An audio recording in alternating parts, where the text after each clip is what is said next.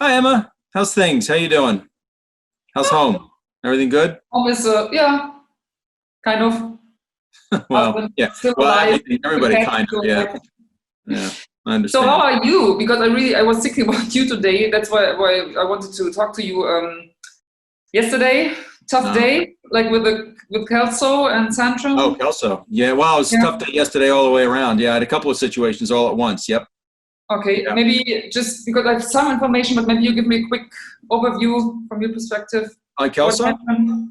Huh? On Kelso? Yeah, yeah. Oh, um, Would be nice. we had a situation with Kelso. Gary called me, and Gary's high strung to begin with, and when he's upset, he's even more high strung. Um, High stringier. I'm not sure how you would say that. Um, uh, but his situation was Kelso had been short shipped by a couple of pallets, and Mm. on top of it, they had some quality issues with the shipment they did receive. There was some dried out product.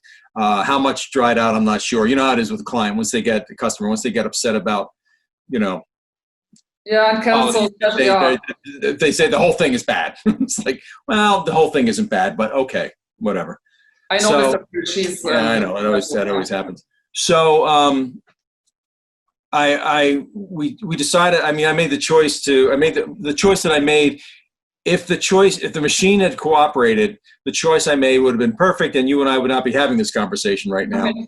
But the machine didn't cooperate. What the machine did was the machine crapped out. Like in full fairness, what Devin and Miguel said would happen happened. Mm. And so the machine crapped out. It blew out some product that was terrible, and then this whole thing went. The servo had to be replaced, has to be recalibrated, everything. And I actually think it needs a power source on top of that. So now the machine is being serviced even as we speak. Once that's done, we can start pumping out the Sika Start at our top speed, and we'll be pumping out good product without any issues, in terms of quality. So that's where we're at right now. Okay. It's still not the perfect solution because, in truth, we're not going to give Kelso what they wanted, which was 60 pallets in their Mm. plant or in their warehouse Yeah. now, within 24 hours. So how Now, can we give them what they wanted? So what is well, it? actually, we can What sort of could give we them what do? they want. I'm sorry. I'm sorry. I apologize. Sorry. No, what could we do now? So what could be a solution to handle Ah, this? okay. So what we're going to do is I talked to Gary. I found out that actually what they're doing is we ship to their warehouse and then they ship out to their satellite sites, to their the construction sites and where they're working, that kind of stuff.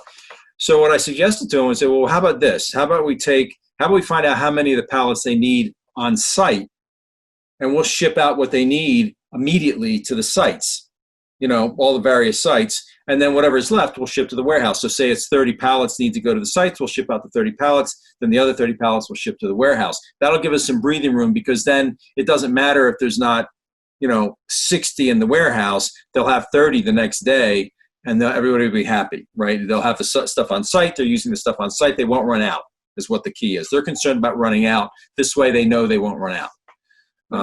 And so Sounds like Gary seems to think it'll work. sounds like a very good plan, to be honest. I Oh, it think this should is work. It should work fine. I mean, we're not going to obviously not charge them anything for shipping. We're going to eat the cost on the shipping. If we could, I mean, Gary had asked me, and I said I can't authorize it, but maybe you can. Maybe you can have a conversation with them upstream. If we could offer them some kind of discount going forward on I something, whatever, I had something this idea. that's I going had to be this idea as gain, well. Yeah. that would be nice. Um, So how is Gary had Miguel and how are Miguel and Devin? Because like I can imagine like Miguel, he doesn't really like changes in his daily routine with the V3. So was it?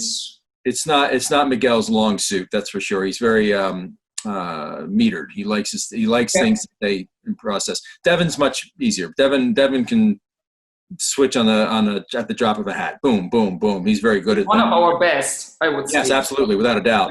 I'm afraid I pushed both of them to their limit, which is kind of shame on me. That wasn't a good approach necessarily. I mean, I'll be honest with you. I had two other situations that were almost as dire as Kelso going on, and so I didn't meter it out right when I look at Okay. it. So I think they're probably upset as much by how I interacted with them as they are with the situation, So I have to go back and sort of fix that.